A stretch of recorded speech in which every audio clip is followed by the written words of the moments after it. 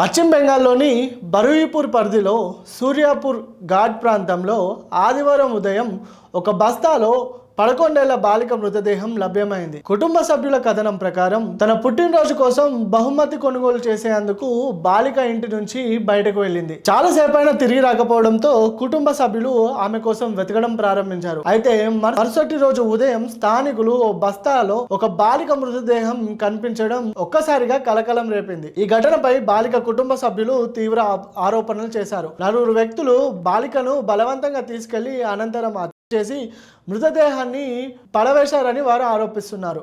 పోలీసులు కేసు నమోదు చేసి దర్యాప్తును ప్రారంభించారు. ఘటన స్థలానికి చేరుకొని ఆధారాలను స్వీకరిస్తున్నారు.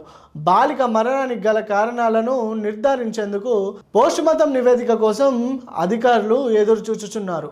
ఈ ఘటనపై స్థానిక ప్రజల్లో తీవ్ర ఆగ్రహం వ్యక్తమైంది. నిందితులను వెంటనే అరెస్ట్ చేయాలని డిమాండ్ చేస్తూ బరూయిపూర్ జయనగర్ ఆందోళన చేపట్టారు నిరసనకారులు. రోడ్లపై టైర్లు ధ్వంసం చేసి ట్రాఫిక్ని అడ్డుకున్నారు. కొన్ని చోట్ల పోలీసు వాహనాలు కూడా ధ్వంసమైనట్లుగా సమాచారం. పరిస్థితి అదుపులోకి తీసుకురావడానికి పోలీసులు భారీగా మోహరించారు. ఇదిలా ఉండగా ఈ కేసులో ఎదుర్కొంటున్నారని అనుమానించిన ఒక వ్యక్తిని స్థానికులు దాడి చేసినట్లుగా సమాచారం.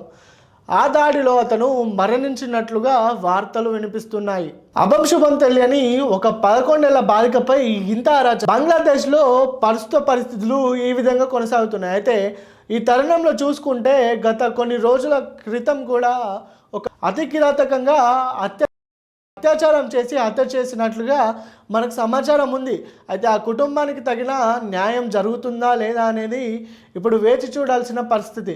ప్రస్తుతానికైతే ఆ ఘటన స్థలంలో బాలిక మృతదేహాన్ని పరిశీలించిన అధికారులు పోస్టుమార్టం అయితే నిర్ధారిస్తున్నారు. మరి బాలిక పైన కూడా అత్యాచారం జరిగి ఆ బాలిక చేసినట్లు నిర్ధారిస్తే ఏ విధమైన శిక్ష వేయనుందో చూడాల్సి ఉంది.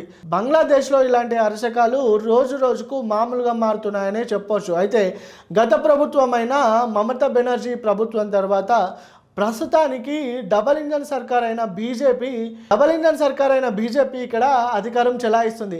అయితే బీజేపీ ఉన్న ఈ తరుణంలో బాలికలపై అఘాయిత్యానికి గల కారణాలు మరి ఏమై ఉండొచ్చు అంటే బీజేపీ లీడర్లు వీళ్ళకి సపోర్ట్ చేస్తున్నారా నిందితులకి, లేకపోతే ఇంకేమైనా కారణాలు ఉన్నాయా, మరి పాప కుటుంబానికి తగిన న్యాయం ఏ విధంగా చేస్తారని చూడాల్సి ఉంది.